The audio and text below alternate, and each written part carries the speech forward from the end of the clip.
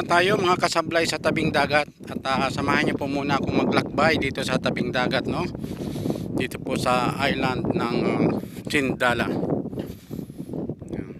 Yan lamang po muna ang ating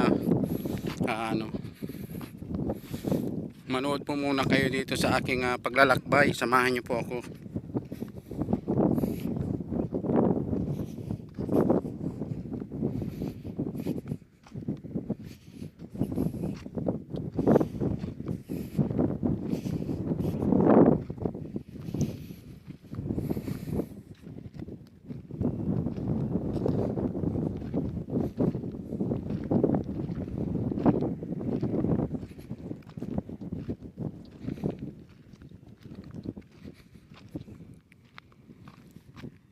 Kung makikita nyo po doon sa malayo, no, yung makikita nyo po mga barko na yan, yan po yung sinasakyan po namin sa pagpasok. At yun naman po yung site namin na pinagtatrabahohan, yung nakikita nyo pong parang building sa malayo na yan.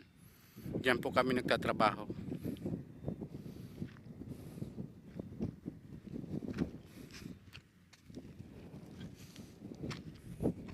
Malapit lamang po talaga kami sa dagat, kaya po halos araw-araw po ay nakakapunta kami dito.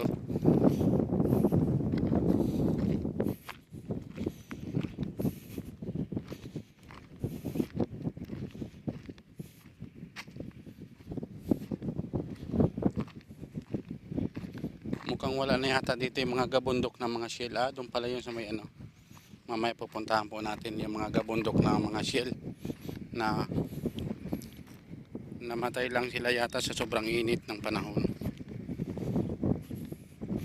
Yan ang pagkaganda pong pagmasdan ng dagat, no? Napakatahimik. Pero sabi nga po nila, pag ang dagat daw po ay tahimik, yan daw po ay mapanganib. Yun lamang po isang kasabihan po, no, na pwede rin po na tayong maniwala at pwede rin po tayong hindi maniwala.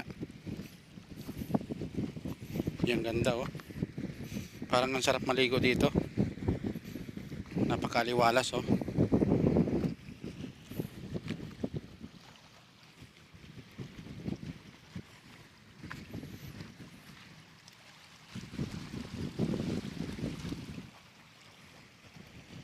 Napakaganda ng dagat, napakatahimik. May may alon man pero hindi gaanong malaki ang alon.